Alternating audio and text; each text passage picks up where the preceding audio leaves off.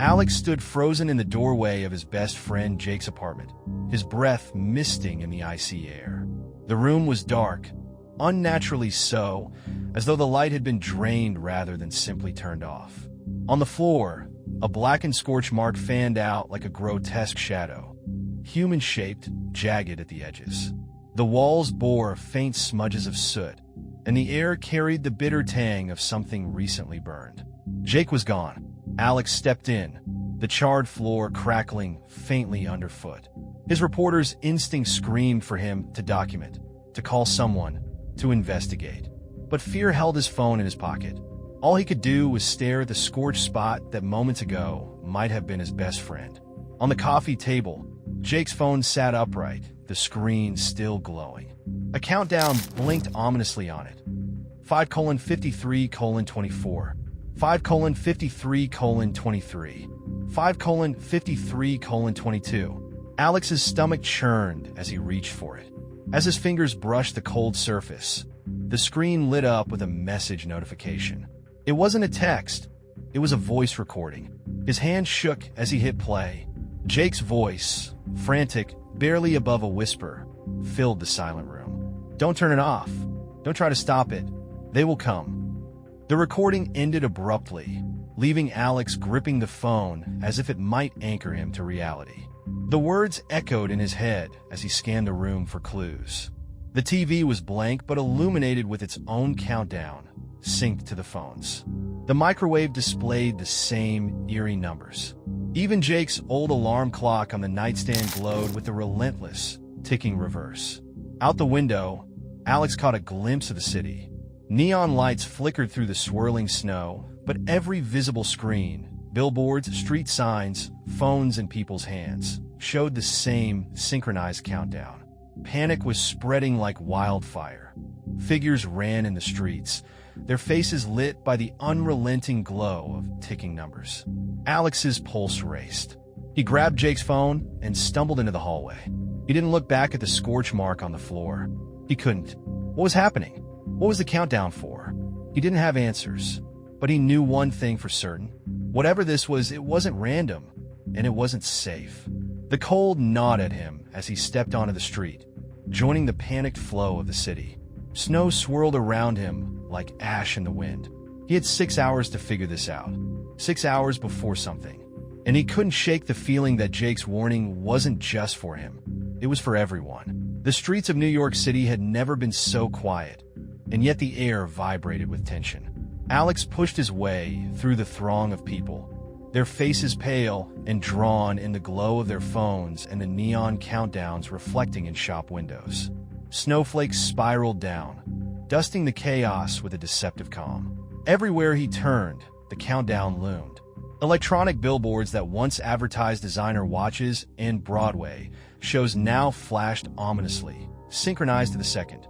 5:32:08. 5:32:07. 5:32:06. Do you see this? Do you see it? A woman clutched Alex's arm with icy fingers, her eyes wild. What happens when it hits zero? What happens to us? I don't know, Alex said, shaking her off, but his voice trembled. He didn't want to think about it. Didn't want to picture Jake's scorch mark, the smell of charred fabric and skin. He ducked into an alley, hoping for a moment of reprieve from the frenzied crowd. The brick walls funneled the wind into a sharp whistle, and the snow swirled in ghostly eddies. Pulling Jake's phone from his pocket, Alex replayed the recording. Don't turn it off. Don't try to stop it. They will come. The voice sent a shiver down his spine. What had Jake known? Who? Or what was coming? Alex tried to shake the sense of dread and open the phone's files. The screen flickered as he scrolled through. Pictures of city streets, the countdown visible in shop signs and bus stop displays. One file caught his eye, a video recorded just hours ago. Alex's breath hitched as he pressed play. The video showed Jake sitting in his living room, his face pale and streaked with sweat. Behind him, the countdown blinked on every device. They're watching us, Jake whispered, glancing over his shoulder. You can't hide from it. Don't fight it. If you do, you'll vanish like the others. I tried to turn my phone off earlier. The lights, his voice faltered. They flickered. And then I heard them. The shadows. A loud crash off-screen cut Jake short. The camera spun wildly, landing on the floor. Heavy, dragging footsteps echoed in the background. The video cut to black. Alex stared at the screen, his heart pounding. Shadows? Dragging footsteps? A lump formed in his throat as he remembered the scorch mark, the soot on Jake's walls. He forced himself to take a steadying breath. There had to be a rational explanation. A noise pulled him back to the alley, heavy footfalls crunching through the snow. "Hey, you can't be out here alone," a man's voice called. Alex turned to see a police officer approaching, flashlight in hand. His uniform was dusted with snow, his face tense. "What's going on?" Alex demanded. "What's the countdown?" The officer hesitated, glancing over his shoulder as if afraid someone, or something, might be listening. "No one knows." "Not really, but people are disappearing if they try to ignore it. We've had reports of scorch marks, just like the one you saw." Alex's mouth went dry. "How do you know why?" "You're not the only one asking questions," the officer interrupted. "But if you're smart, you'll stop. Stay where it's safe, stay in the light, and keep watching the clock. That's all anyone can do." Alex clenched his fists. That wasn't good enough. He couldn't just wait for the countdown to hit zero. Couldn't just sit still while the city fell apart. He needed answers. "Wait," Alex called as the officer turned to leave. "What happens when it hits zero?" The man froze, then looked back. His eyes were hollow, defeated. "Nobody knows," he said softly. "But I don't think we want to find out." As the officer disappeared into the storm, Alex stepped back into the street. The cold bit at his face, but his mind burned with determination. If Jake had answers, they had to be in his apartment. If the city had answers, Alex would find them. And he'd do it before the countdown reached zero. 5:18:46. Alex returned to Jake's apartment with a mix of urgency and dread, every step quickening the drumbeat in his chest. The streets had grown eerily empty, save for the occasional shadow darting through the mist. His breath curled in the freezing air, and the countdown followed him everywhere, glowing from storefronts and discarded phones on the ground. The city seemed to hold its breath with him. Jake's apartment loomed ahead like a mausoleum. Snow had begun to pile on the windowsills, the door cracked slightly ajar. Alex hesitated before stepping inside. The temperature plummeted, and the eerie silence was broken only by the faint hum of electronics. 5:03:27. The scorch mark remained, a blackened wound in the center of the room. He skirted it carefully, avoiding looking directly at it. Jake's phone buzzed in his pocket, vibrating against his leg. He pulled it out, half expecting another message from beyond. The screen displayed a cryptic notification. "File recovered. Failsafe.txt." He tapped the file open, and a wall of text appeared, fragmented and riddled with glitches. The words seemed to flicker, as if unstable. "Countdown activation equals signal convergence. Ignore countdown equals termination," the chosen marked. "Do not attempt to disconnect." Beneath the garbled phrases was a single coherent line. "There is no escape from the selection. Follow the signs." "What selection?" Alex muttered, but even as he said it, he remembered Jake's frantic video, his whispered warnings about shadows and dragging footsteps. The scorch marks weren't random. Something was choosing people. Something was hunting them. The power flickered, and Alex's head snapped up. A low hum filled the room, growing louder. He moved to the window, heart pounding. Outside, snow fell thick and fast, but through the haze, he saw something shifting. Dark forms gliding between the buildings, their shapes unnatural, almost liquid. They moved slowly, deliberately, like predators savoring the hunt. His chest tightened. He turned back to the apartment, scanning for anything that might help him piece together Jake's last moments. The coffee table was cluttered with scraps of paper, hastily scrawled notes in Jake's sharp handwriting. Alex sifted through them, the phrases chilling. They see through the screens. Symbols on the walls, marks of the marked. Stay in the light, safe but not for long. One note had been circled over and over. What happens at zero is worse than disappearing. A cold draft swept through the room, and Alex turned sharply. The apartment door creaked open wider.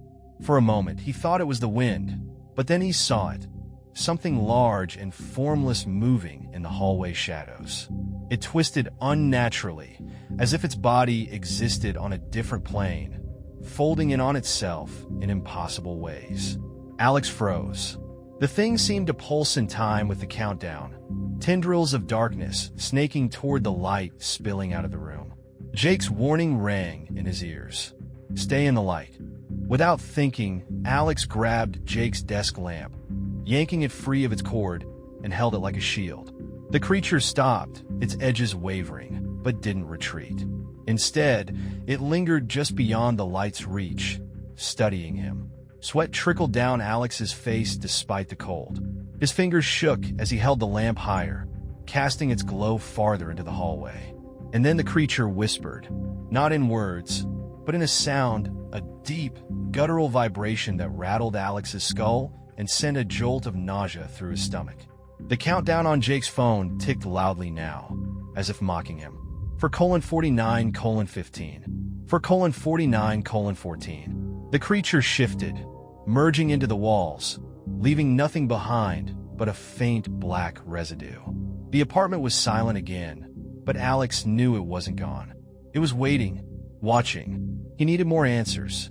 He needed to understand the symbols Jake had mentioned. Alex's eyes darted to the scattered papers, to the door, to the scorch mark on the floor. His thoughts raced. If Jake had discovered something, he'd have left a trail. The laptop. Alex hadn't touched it before. It sat on the desk, its screen dark but humming faintly. He flipped it open, and the screen came to life. The countdown was there too, running in the corner of every window. Impossible to escape. But something else caught his eye. A folder labeled Final Notes. He opened it, and the screen filled with images. Symbols drawn in thick black ink, twisted and arcane. Some were scrawled on walls, others etched into the ground like ancient runes. And then there was a single sentence beneath the images. The chosen path leads through the old city, the place of convergence. Alex's breath hitched. The old city. The settlement beneath modern-day New York, buried and forgotten. He'd written about it once for a historical piece. Layers of tunnels and ruins that predated the skyscrapers above. A place of convergence. The room dimmed again, and Alex realized the power was fading. Outside, the shadow creatures stirred, their movements growing more frantic. The countdown marched on. He stuffed the notes and Jake's phone into his bag, the weight of impending dread pressing on him like a vice. He had to move. If there were answers, they were underground in the heart of the old city. And he was running out of time. For :42:37. The subway entrance yawned like the mouth of some great beast, exhaling a gust of stale, icy air as Alex descended. Each step down felt heavier, as if the weight of the countdown for :21:19 was pressing him into the earth. He clutched Jake's phone in one hand, his flashlight in the other, its weak beam cutting through the darkness. The main platforms were empty. The trains, halted at odd angles, sat in eerie silence, their headlights casting long, jagged shadows on the walls.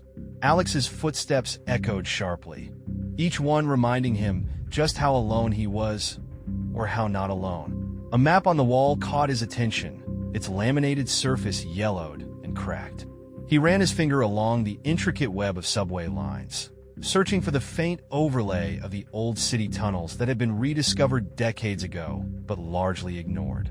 There it was barely visible, a network of passageways intersecting beneath the modern subway system.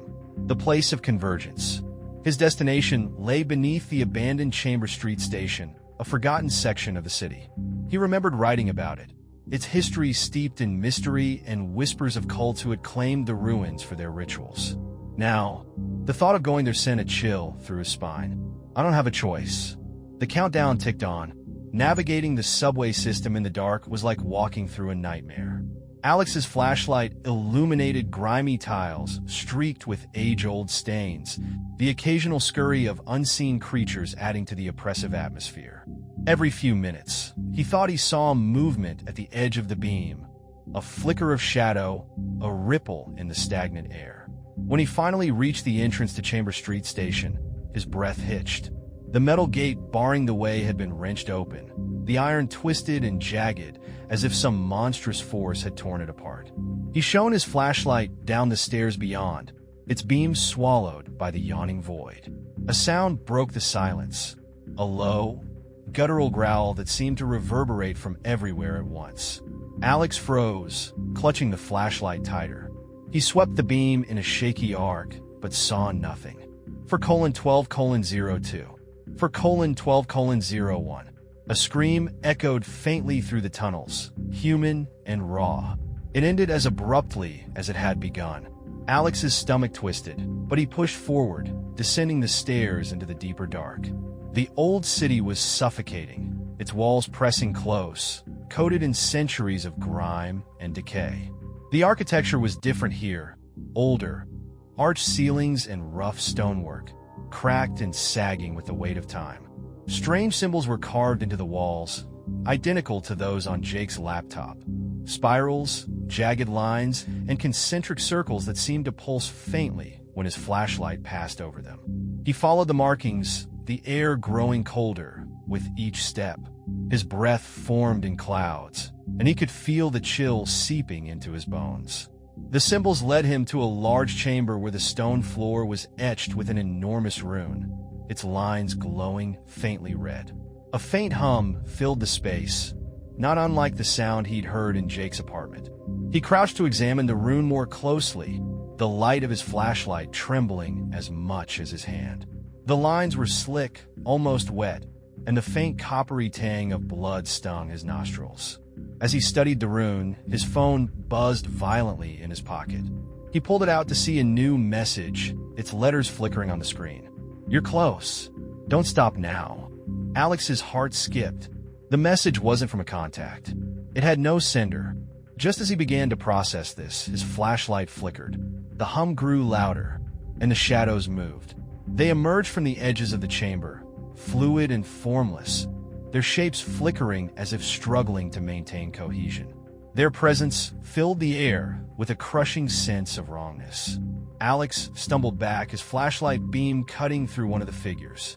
It dissolved briefly before reforming, its edges jagged and furious. They didn't approach, not yet. Instead, they loomed just beyond the faint glow of the rune, their forms pulsing in time with the countdown on Jake's phone. 4:04:52. 4:04:51. Alex frantically searched the chamber for an exit, his mind racing. His flashlight skimmed over the walls, revealing another set of symbols carved above an archway on the far side. They were larger, deeper, and different from the others, interlocking spirals leading upward like a staircase carved into the rock. The shadows began to shift, their movements more purposeful. One of them stepped closer, its form stretching toward him, the air around it growing heavy and cold. Alex didn't think. He bolted for the archway. As his foot hit the first step, the shadows surged forward, their formless limbs lashing out. One grazed his shoulder, and a searing pain shot through him, as if ice had pierced his flesh. He stumbled but didn't stop, scrambling up the stairs, each step feeling steeper than the last. The shadows didn't follow immediately, but Alex could feel them below, watching, waiting. When he reached the top, the stairs opened into a narrow passageway. The air was no less cold, but the walls here were lined with glowing symbols, their light casting eerie shadows that seemed to writhe independently. The countdown ticked louder now, an ever-present drumbeat in his ears. 3:58:03. 3:58:02. At the end of the passageway, he saw it, a massive circular door etched with every symbol he'd seen so far. It pulsed faintly, as if alive, and its surface bore no handle or keyhole. Above it, carved into the stone, were words in a language Alex couldn't decipher. Yet somehow he understood them. The end awaits all who enter. The beginning awaits all who dare. Alex stared at the door, Jake's words echoing in his mind. "Don't turn it off. Don't try to stop it. They will come." Taking a deep breath, he reached out and touched the surface of the door. It was warm, and it began to open. The door opened without a sound, a faint red glow spilling into the narrow passage. Alex squinted against the light as he stepped inside, Jake's phone clutched tightly in one hand. The air shifted as he entered, heavy and charged, carrying a faint metallic tang like the smell of blood and ozone. The chamber was enormous, a perfect circle carved into the rock. The ceiling arched high above, its surface lined with glowing symbols that seemed to ripple and twist, their meaning just out of reach. The floor mirrored the massive rune from the chamber below, but here, the lines were brighter, pulsating in sync with the countdown. 3:49:57. 3:49:56. In the center of the room stood a stone pedestal, its surface etched with spirals and concentric patterns. Resting atop, it was a device that looked ancient and alien all at once. Black and metallic, its surface adorned with the same glowing symbols that covered the room. As Alex approached, the light from the pedestal seemed to respond, growing brighter, pulsing like a heartbeat. His own pulse quickened in response, his breath catching in his throat. The shadows from below hadn't followed him here, but he could feel their presence pressing against the edges of the chamber, watching, waiting. Jake's phone buzzed violently in Alex's hand, and he nearly dropped it. The screen flickered to life with another message. Touch it and see. The countdown marks the threshold. What does that mean? Alex whispered, his voice swallowed by the oppressive silence. Another buzz. Your choice shapes the end. Alex clenched his jaw, his mind racing. He couldn't ignore the countdown, couldn't ignore what he'd seen. Jake's scorch mark, the shadows, the disappearances. Whatever this was, it was bigger than him, bigger than Jake. It was consuming the city, and soon, it might spread further. He stepped closer to the pedestal, his flashlight beam revealing more details of the device. The symbols on its surface seemed to move, slithering like living things, and at its center was a depression shaped like a handprint. His hand hovered over it, trembling. You shouldn't be here. Alex froze. The voice was deep and resonant, echoing through the chamber as though the room itself were speaking. He spun around, but saw no one. Who's there? He demanded, his voice breaking. A figure materialized at the far end of the chamber, stepping forward from the shadows. It was a man, or at least it looked like one. He was tall and gaunt, his features unnaturally sharp, his eyes dark voids that seemed to drink in the light. His presence radiated unease, the air around him rippling like heat haze. You don't understand what you're tampering with, the figure said, his voice calm, but laced with menace. Alex backed away, his hand brushing against the pedestal. Then explain it to me. What is this? What's the countdown? The man tilted his head, a faint smile playing at his lips. A mechanism, a reckoning. It is ancient and perfect. It is the threshold between worlds. Threshold. Alex's voice was hoarse. To what? To order. To chaos. To eternity. You think yourself separate from it, but you've already been marked. The words hit Alex like a punch to the gut. The mark. The scorch marks. The disappearances. What happens at zero? He asked, his voice barely above a whisper. The man's smile widened. You'll see. Or you won't. Alex's thoughts spun as the countdown ticked on, louder in his ears now. 3:42:08. 3:42:07. He turned back to the pedestal, staring at the handprint. The figure didn't move to stop him, only watched with an expression that was both amused and pitiful. This device, Alex said, his voice trembling. Does it stop the countdown? It does nothing so crude as stopping, the figure replied. But it can shift the course, redirect the convergence. Alex's jaw tightened. The shadows, the disappearances, the chaos. He couldn't stand by and let it unfold. If this device could change it, even slightly, he had to try. You're lying, Alex said, his voice gaining strength. You don't want me to use it. I want nothing, the figure replied. I only observe. The choice is yours. But remember, every action carries a cost. Are you prepared to pay it? Alex's hand hovered over the device, his heart hammering in his chest. His thoughts were a whirlwind of fear, doubt, and determination. He had no idea what would happen when the countdown reached zero. but he couldn't risk doing nothing. Not when the alternative was this gnawing uncertainty, the growing chaos in the city above. Gritting his teeth, he pressed his palm into the handprint. The device flared to life, its symbols blazing brighter than ever. A low hum filled the chamber, growing into a deafening roar. Alex cried out as searing heat coursed through his body, his vision swimming with light and shadow. The countdown accelerated, the numbers flashing at blinding speed. 3:40:02, 3:39:48, 3:39:12, and then the ground beneath him shifted. The room dissolved into darkness, the glowing symbols fading one by one. Alex felt himself falling, weightless and helpless, as the chamber collapsed around him. The last thing he saw was the figure's face, smiling faintly in the void. "You chose," the voice said, echoing in the emptiness. And then silence. 3:00:00. Alex awoke in darkness. The air was still and cold, but it pressed against his skin like a heavy blanket. For a moment, he thought he might have gone blind, but as his eyes adjusted, faint glimmers of light began to outline his surroundings. The symbols from the chamber were here, too, glowing faintly on walls that seemed to stretch infinitely in all directions.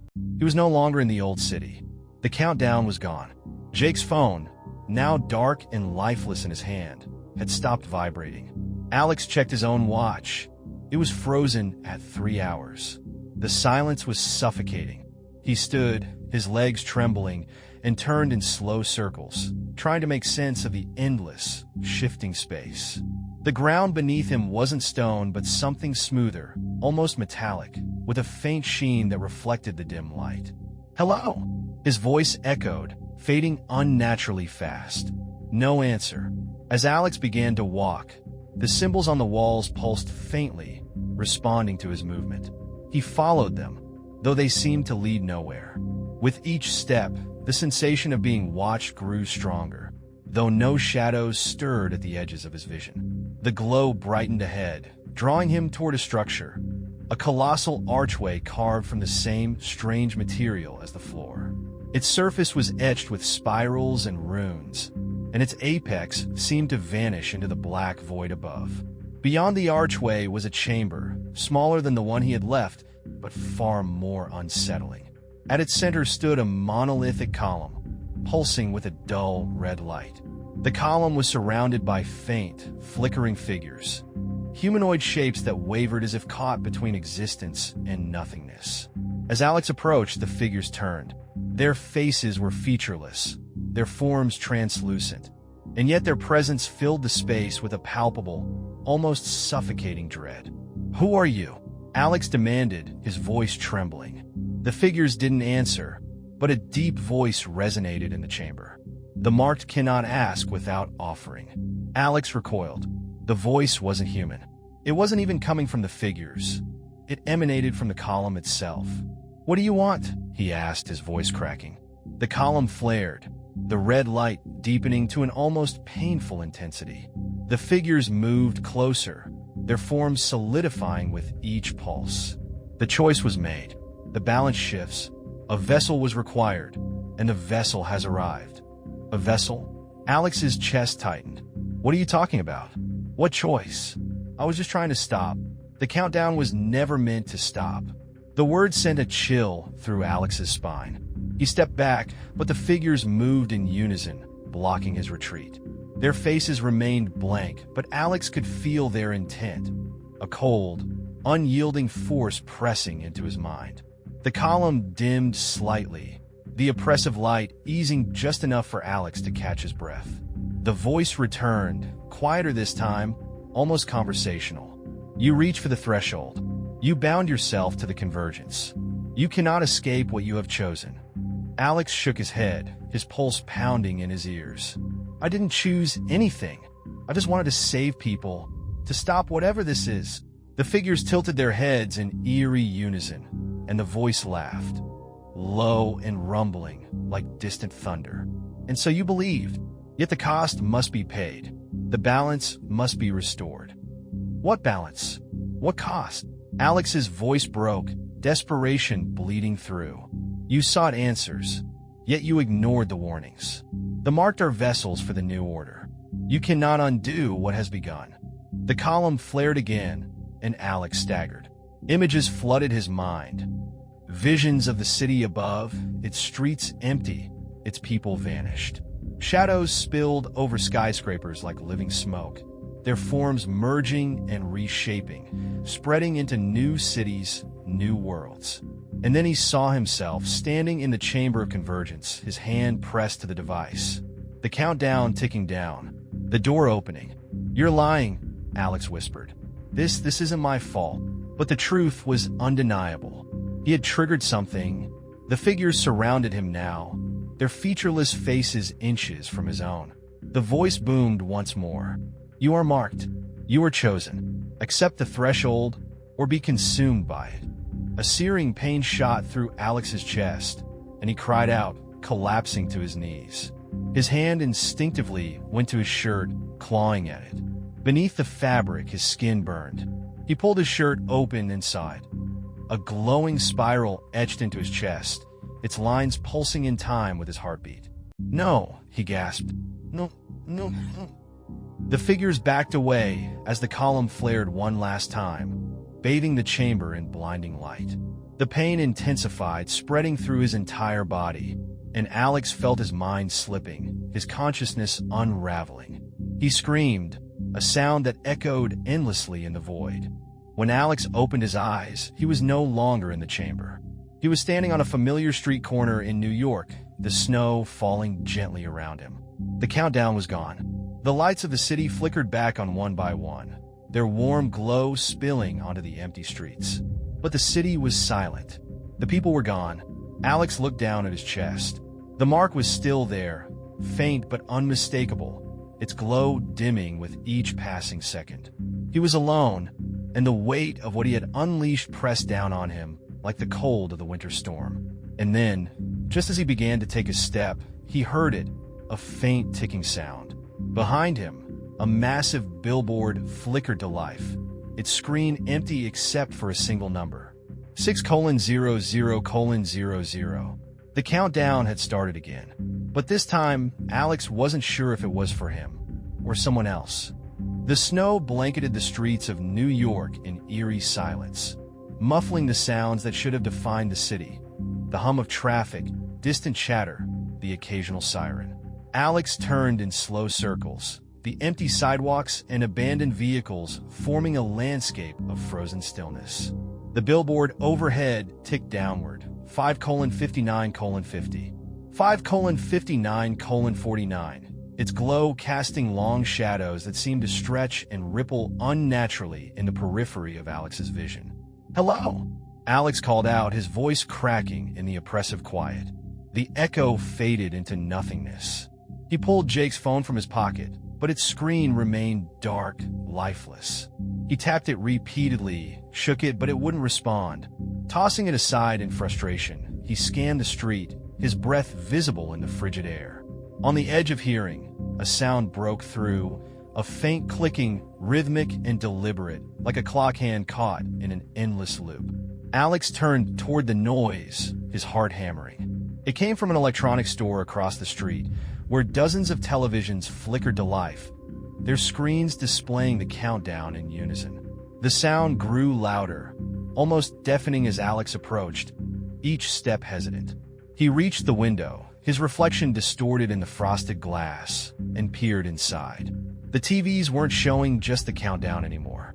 They displayed flashes of images, quick, fragmented glimpses of places he knew. Jake's apartment, the old city tunnels, the chamber with the glowing rune. And then the screen showed him.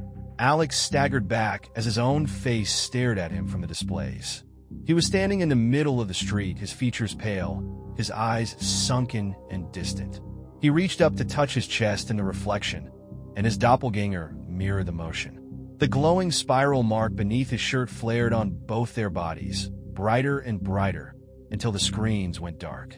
A shadow passed behind him, fleeting and silent. Alex spun around, scanning the street, but nothing moved. The snow fell heavier now, a suffocating blanket that blurred the edges of his surroundings. He turned to head back, but the street stretched unnaturally long before him. Buildings leaned inward, their windows like hollow eyes, and the shadows beneath the street lamps rippled and twisted. Something was following him. The first footstep was faint but deliberate, crunching softly in the snow. Alex froze, his breath catching. Another step, then another closer now. He turned, but there was nothing. Only a trail of footprints leading to where he stood, the faint indentations in the snow stopping abruptly just a few feet away. "Stay in the light," Jake's voice echoed in his mind. Alex fumbled for his flashlight, clicking it on. The beam cut through the haze, but the street was empty. For now. As Alex moved down the street, the buildings around him flickered and shifted, their edges warping like static on an old television screen. He passed a cafe he'd visited once, but its windows were shattered, the tables overturned. A half-eaten sandwich sat untouched on a plate, as though the owner had vanished mid-bite. A phone rang inside, sharp and jarring in the silence. Alex hesitated, then stepped into the cafe, his flashlight beam sweeping over the empty space. The phone sat on the counter, its screen glowing faintly. It was an older model, scratched and worn, but it buzzed insistently.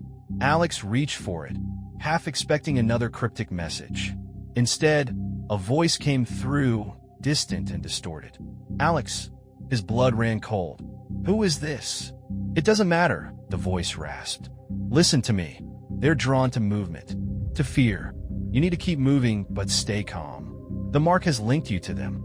They'll follow you until the end." "What do you mean, the end?"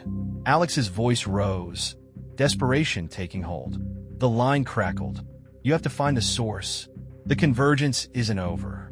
The countdown resets, but not for the same place. Not for the same people. What happens at zero?" The voice paused, heavy with something Alex couldn't place. Regret, fear, or maybe both. "Pray you don't find out." The line went dead. Alex staggered out of the cafe, the weight of the phone call pressing down on him. He glanced at the billboard again. 4:57:32. 4:57:31. He didn't have much time. The source, whatever that meant, had to be close. His thoughts drifted back to the figure in the chamber, to the cryptic words about balance and choice. Could the source be connected to the shadows? To the ancient forces tied to the city's foundation? A low growl pulled him from his thoughts. Across the street, the shadows had returned, darker and denser than before. Their forms writhed and twisted, emerging from alleys and doorways, pooling beneath the flickering street lamps. Alex bolted, his flashlight beam dancing wildly. The city warped around him as he ran, the snow falling harder, the cold slicing through his lungs. The shadows surged in pursuit, their forms spilling into the street like living tar, gaining ground with every step. He ducked into another alley, slipping on the ice as he rounded a corner. His flashlight hit the ground and flickered, its beam cutting out. "No, no, no." Alex hissed, fumbling for it. The shadows closed in, their tendrils stretching toward him, reaching for the lightless void. A faint glow appeared ahead, beckoning him. A neon sign buzzed weakly above an old subway entrance, its letters partially burned out. "Sanctuary." Without thinking, Alex scrambled toward it, the shadows nipping at his heels. He threw himself down the stairs, into the yawning darkness below. And as the shadows reached the edge of the stairwell, they stopped. Alex tumbled into the cold, damp air of the subway. The countdown buzzed in his ears, louder now, relentless. 4:43:22. The source was waiting. The subway tunnel was suffocatingly dark, the air heavy with mildew and decay. Alex's flashlight sputtered, barely illuminating the walls smeared with grime and graffiti. The faint hum of electricity vibrated through the ground, an echo of something distant and vast. The neon sign above the entrance, Sanctuary, felt like a cruel joke. This place was anything but safe. The countdown burned in his mind. For 32:10. For 32:09. Alex pressed forward, his shoes crunching over broken glass and debris. Somewhere deeper in the tunnel, faint lights flickered, drawing him toward them like a moth to a flame. The walls changed as he moved further from the surface. The graffiti gave way to symbols etched into the stone, glowing faintly with the same sickly red hue he had seen in the chamber beneath the city. Spirals and jagged lines twisted in maddening patterns, their geometry wrong, as if they'd been drawn by hands unfamiliar with the rules of space and form. And then he heard it, a sound like distant chanting, low and rhythmic, echoing through the tunnels. Alex's breath quickened as he followed the noise, his flashlight beam trembling. The tunnel curved sharply, and suddenly he was standing at the edge of another massive chamber. This one was different. The walls were carved with symbols far larger and more intricate than those he had seen before, glowing bright enough to light the space in a faint crimson haze. The floor sloped downward, leading to a central pit where a massive obelisk jutted upward, its surface alive with twisting, shifting runes. Around the obelisk stood figures cloaked in shadow, their faces obscured, their hands raised in eerie synchronization as they chanted in a language Alex couldn't understand. The chanting stopped abruptly as Alex stepped into the chamber. The figures turned in unison, their movements unnaturally fluid, as though their bodies were marionettes controlled by invisible strings. "You shouldn't be here," one of them said, their voice a chorus of tones, overlapping and discordant. Alex held his flashlight up like a shield, its weak beam casting long shadows across the walls. "I don't care what you think. What is this? What's happening to the city? To me?" The figure closest to him stepped forward, its form shifting unnaturally as though it struggled to maintain a shape. "You carry the mark," it said. "You are bound to the convergence. You have chosen, though you do not understand." "I didn't choose anything," Alex shouted, his voice echoing. "I'm just trying to stop whatever this is." The figures turned their gaze, or whatever approximation of a gaze they had, toward the obelisk. "There is no stopping the threshold," the chorus said. "The countdown is a cycle. It ends and begins anew, shifting from place to place, from soul to soul. The vessel carries it forward." Alex's heart sank. What happens at zero? The figures didn't answer, but their silence spoke volumes. One by one, they moved aside, clearing a path to the obelisk. "You wish to know," they said. "The answers lie within." Alex approached the obelisk cautiously, the weight of their words pressing down on him. The runes on its surface pulsed as he neared, and the glow of the mark on his chest grew brighter, burning like a brand. As he reached out to touch it, a voice filled his mind, not external, but internal, as though it came from the deepest recesses of his own thoughts. "You cannot turn back. Step forward, or be consumed." The ground beneath him shifted, and the obelisk began to twist, its surface spiraling downward like a vortex. The pit yawned open, revealing a staircase carved into the stone, descending into a deeper darkness. The figures faded into the shadows, their forms dissolving like smoke. Alex hesitated, the countdown screaming in his mind. For :22:47. For :22:46. With a deep breath, he stepped onto the spiral staircase. The air grew colder as Alex descended, his flashlight barely piercing the dense gloom. The walls here were smooth, polished, and utterly black, their surfaces reflecting faint glimmers of light from the symbols etched into his skin. The chanting returned, distant but growing louder with each step, mingling with a low hum that vibrated through his bones. When he reached the bottom, the staircase ended abruptly, opening into a cavernous space that stretched beyond the limits of his flashlight. In the center of the space, suspended in midair, was a massive orb, its surface shifting like liquid metal. Symbols danced across it in patterns that defied logic, and within its depths, Alex could see something moving, a swirling mass of shadows, their forms flickering in and out of existence. The orb pulsed, and Alex felt the mark on his chest burn brighter. His vision blurred, and the edges of his consciousness began to fray. "You have reached the source," the voice from the obelisk whispered in his mind. Alex staggered forward, drawn to the orb despite every instinct screaming at him to run. His hand reached out, trembling, as the countdown ticked louder, filling the cavern with its relentless rhythm. 4:15:03. 4:15:02.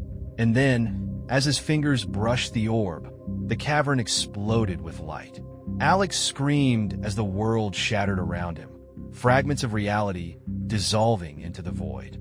And he fell, down, into the heart of the convergence.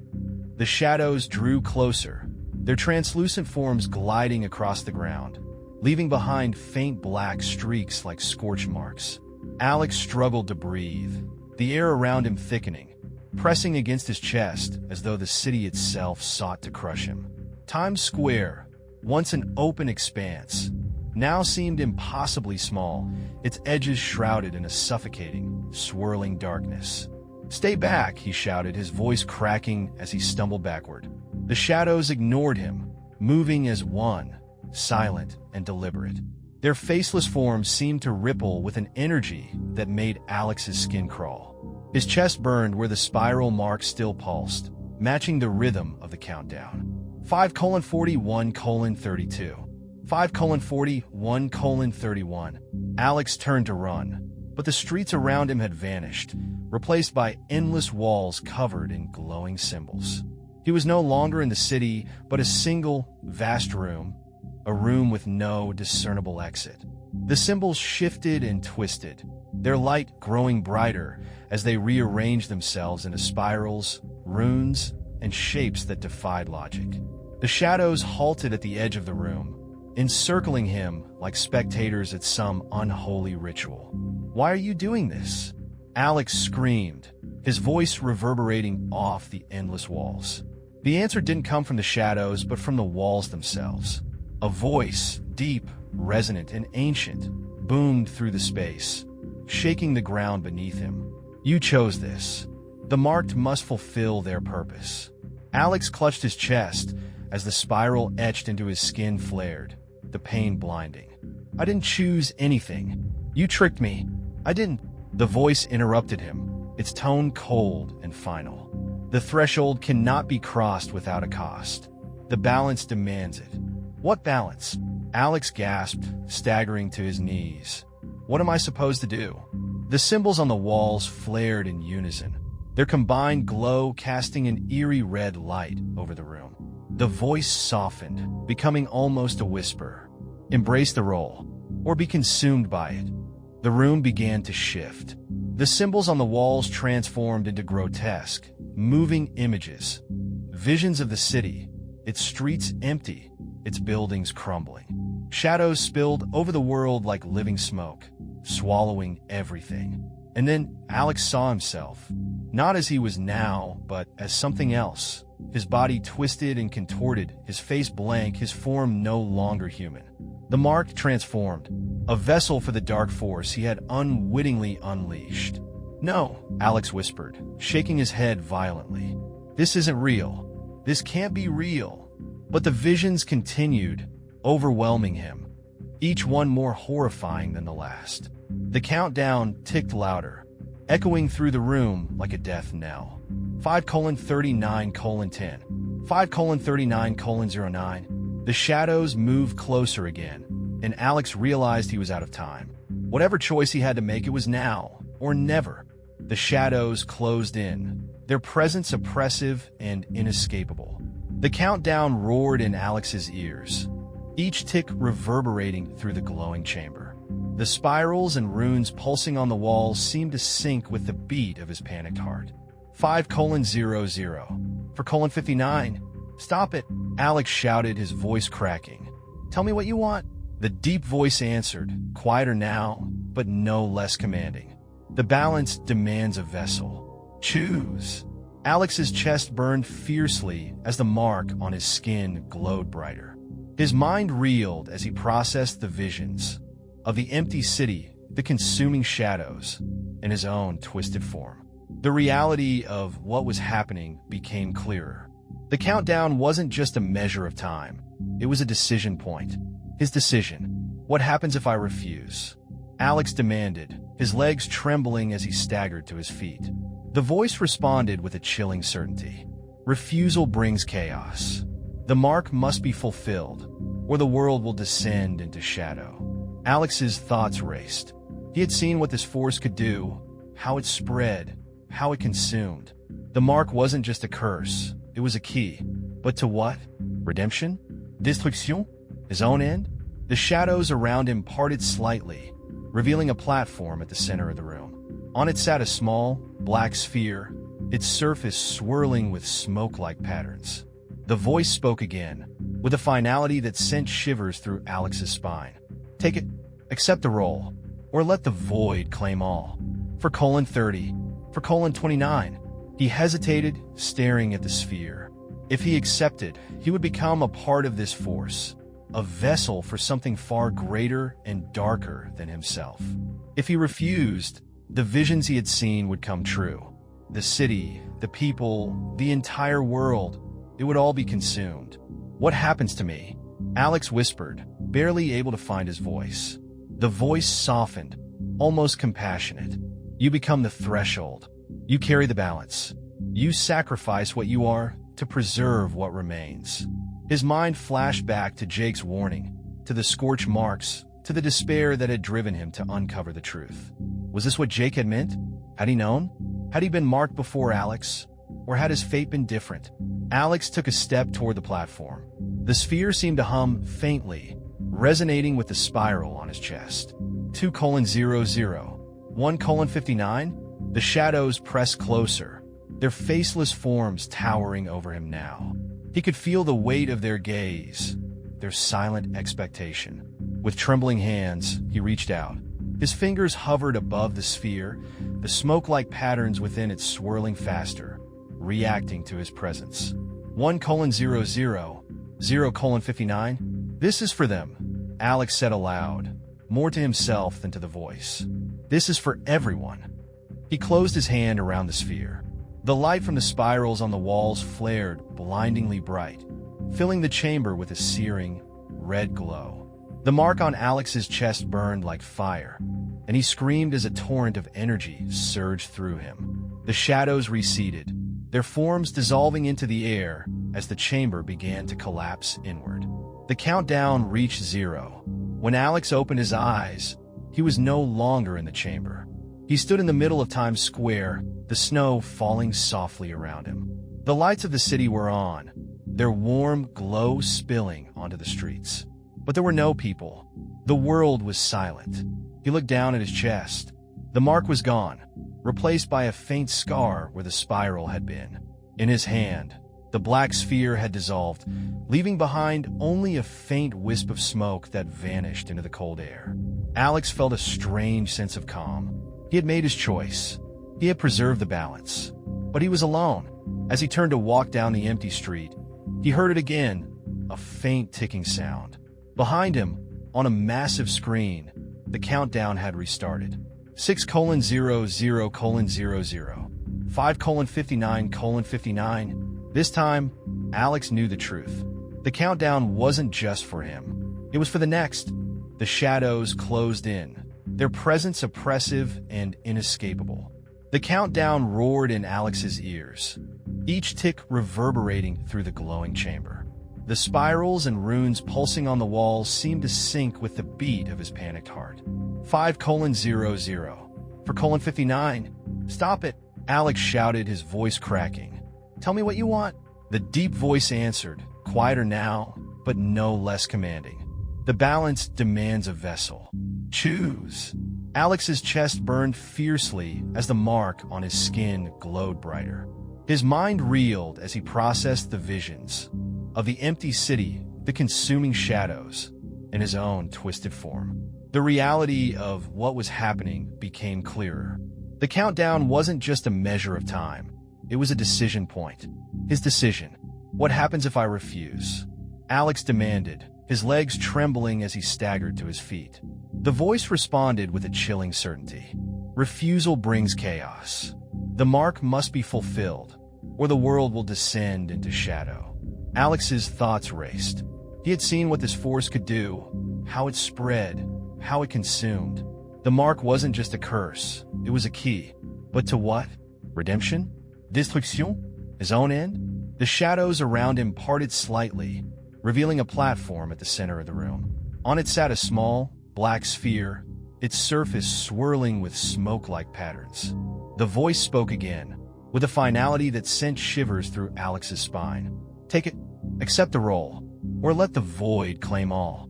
For colon 30, for colon 29, he hesitated, staring at the sphere.